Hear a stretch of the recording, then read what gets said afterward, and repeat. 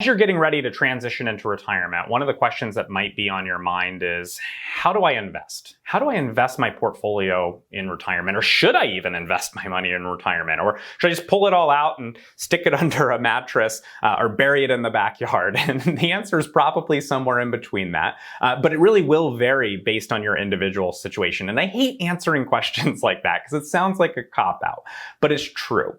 So let me at least give you some things that you can consider when thinking about how should you invest or how should you invest in retirement. The first thing that you want to look at is, what is your time horizon? How long do you anticipate your retirement being? And I know that that's impossible to answer accurately, but get an idea of, how much money do you have and how long do you want to see that money last? And so one of the things that we've talked about in previous videos is making sure that you scale the risk to the time. So as time goes, maybe you can be a little bit more comfortable with risk. As you're needing the money, as you're closer to needing the money, then you probably want to take less risk with that money. So the first question to look at is, what is your time horizon? The second thing, and this is a really important and often overlooked point, and that's, what is your personal relationship to risk? In our industry, we call that your risk tolerance. And that's something that's going to be very unique and personal. And I think this is where a lot of people make a mistake, is they think, I should be invested this way because that's what people told me. So I should be invested aggressively because that's where I'm going to get the most growth. Or I'm young, so I should be invested aggressively. Or I'm approaching retirement, so I should be invested just completely conservatively.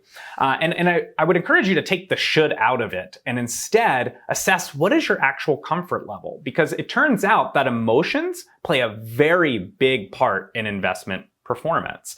And how you're feeling, if you're feeling like the market's going to go up, maybe you're even feeling a little bit greedy, you might not want to admit it, maybe you hang on longer than you should. Or if the market's crashing, maybe you get really fearful and sell your investments at the wrong time. And we find that the emotions really do, in the long run, it drive the performance of the investor. We know what we should do logically, but those emotions override that.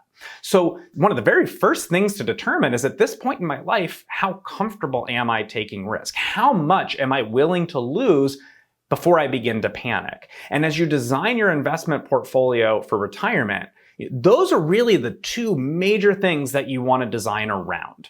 What's your time horizon? When do you need this money? And second, what is your ability to tolerate risk? So I know that that's not a direct answer. I wish I could just say, invest it exactly this way. That would be really easy and make it turnkey for you. But obviously that would be irresponsible of me, because this is a much more complex question.